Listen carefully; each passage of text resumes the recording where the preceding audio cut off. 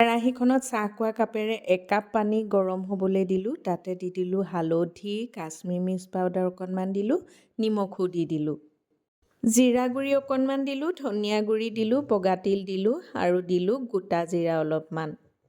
চাহ খোৱা কাপেৰে আধা কাপতকৈ অলপমান বেছি পিঠাগুড়ি ইয়াতে দি দিলোঁ। এতিয়া মিডিয়াম ফ্লেমত পূৰা লৰাই আছোঁ। পিঠাগুড়িখিনি গোটা হৈ আহিলে ঠাণ্ডা হ'লত এখন প্লেটত লৈ ল'লোঁ। অলপমান ৰিফাইন তেল দিলোঁ আৰু খুব ভালকৈ আটা মঠাৰ নিচিনাকৈ মঠি পেলালোঁ। বেলনাখনত অলপমান পিঠাগুড়ি ছটিয়াই ল'লোঁ। এটা লাডু লৈ একেবাৰে পাতলকৈ ৰুটি বেলাৰ নিচিনাকৈ বেলি পেলালোঁ। চুৰি এখনেৰে ৰুটিখনৰ ছাইডকেইটা এনেদৰে কাটি ল'লোঁ। এতিয়া দীঘল দীঘলকৈ কাটি গৈছোঁ। আকৌ পঠালিকৈ কাটিলোঁ, মানে নিমকিৰ আকাৰত কাটিছোঁ। আপোনালোকে বেলেগো শ্বেপ দিব পাৰিব। কেৰাহীখনত সৰহকৈ ৰিফাইন তেল গৰম কৰি লৈছোঁ। এতিয়া ফ্লেমটো কমাই দিলোঁ আৰু কাটি লোৱা নিমকিখিনি দি দিলোঁ।